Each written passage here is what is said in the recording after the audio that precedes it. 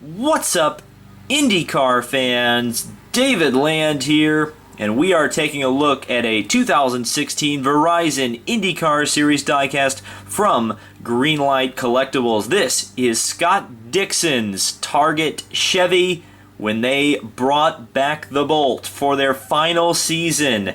Yes, it is the final season of Target's involvement in IndyCar racing. So when I was at Pocono, this diecast was a priority to get because I feel like when this car dries up, being the last Target car potentially we'll ever see on in an IndyCar diecast, I feel like this is going to be a really big-time collector's item. So it was already a priority for me as a 90s kid with the great memories of Alex Zanardi, Juan Pablo Montoya, Jimmy Vasser, and maybe Nicholas Manassian and Bruno Junqueira, maybe, and Mimo Gidley. Do you guys remember that they ran the Bolt? Anyway, yeah, with such great memories of this Bolt scheme as a guy who grew up with the beautiful Reynards and eventually Lolas of the Chip Ganassi Racing team with this beautiful red, the white of the Target logo, and the flash of yellow, as usually they were at the front, and like a lightning bolt, they were very, very quick. So an absolutely fantastic looking car. Of course, it looks great on the Chevrolet Aero Kit, which is probably the best looking Indy car, at least the Chevys in the oval trim, that we've had in quite a while. So it's fantastic that we got this car. It's probably the best diecast of the year. It's up there with the Elio, the Yelio submarine, AAA. You know, I'm not sure which is the best one. Maybe I'll do a best of IndyCar 2016 video. But anyway, we're taking a look at this diecast for that specific reason, because this is the last one. So let's do a look at this car from all sides. I picked this up, like I said, at the Pocono IndyCar race. I got it at Gutzwear, same place I got my Simona Di Silvestro 1/18 scale car for $40. Of course, I did not pay $40 for this one. I paid the full $60, but it was still less than it is at the IndyCar trailer. At the IndyCar trailer, these are 65 plus tax, and at Gutzwear they were 60 plus tax. So if you can go support the small businesses, to use a Race Day 2011 cause, go do it, because it's you'll end up actually paying less money to support those small businesses, because they want to stay competitive in the marketplace. So if they can charge less for a diecast, they're going to do it over what IndyCar charges. Very interesting. But credit to IndyCar, unlike NASCAR in the Fanatics tents, they did not kick the private vendors off the property. So they are open to free and open market competition. But anyway, we're talking about business. Why are we talking about business in an IndyCar review? Well, I guess kind of, because as Target is leaving, it's a business decision by them, and it's kind of unfortunate. Such a long-standing partnership in IndyCar racing, in fact in racing in general, though I believe the first Cup ride for the Target brand was in 2002. Just a clarification, IndyCar sponsorship has gone back to 1990. The first driver for then what became Target Chip Ganassi Racing, which used to be the Patrick Racing organization, eventually became Target Chip Ganassi Racing. Eddie Cheever driving a Target-sponsored '89 Penske chassis with a Chevrolet engine, and that's funny because the final Target car is also a Chevy, but the Aero Kit is designed by Pratt & Miller, and the chassis is a Dallara.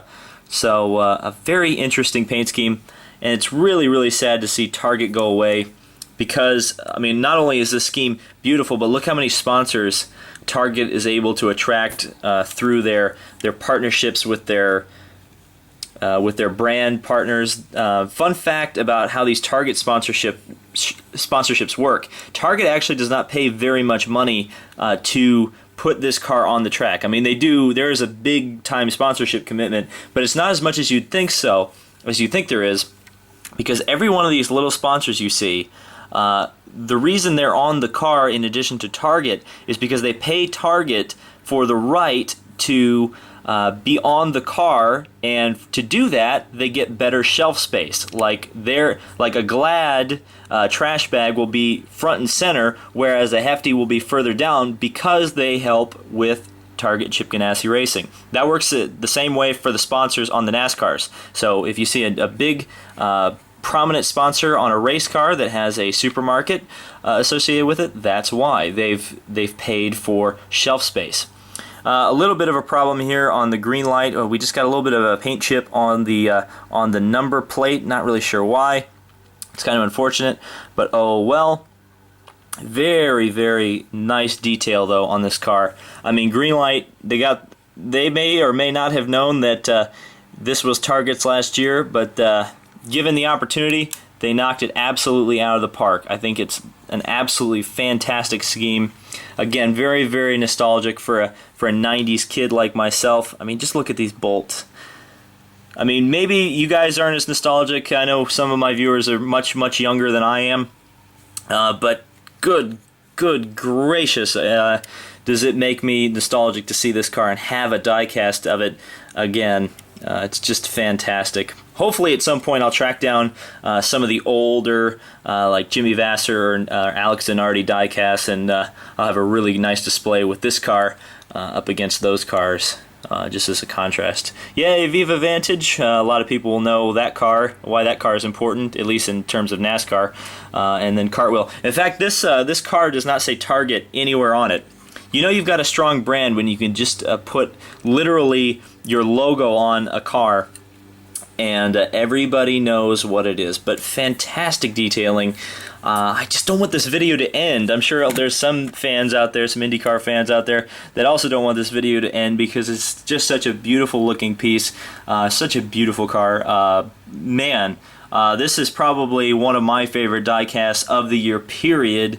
I'm very happy to get it, both in 118 and 164 scale. I reviewed the 164 scale during Indy 500 month. I just simply ran out of money to buy this car before the end of Indy 500 month, so I was like, well, I'll get it at Pocono, and I did. So thank you guys so much for watching this video. I always appreciate when you guys watch the IndyCar videos. I know they don't get as many views as the NASCAR videos, but again, you guys supporting all of my content, I really appreciate it, and leaving the likes and the comments makes it all the more worth it. So thank you guys so much for watching. This has been David Land on YouTube. Oh yeah, and if you didn't see that Texas race from IndyCar, holy crap! Was that one of the best races, and certainly the best 10 laps I've probably ever seen in motorsport. If you haven't seen it, go watch it. But anyway, this has been David Land on YouTube, and we'll see you in the next video.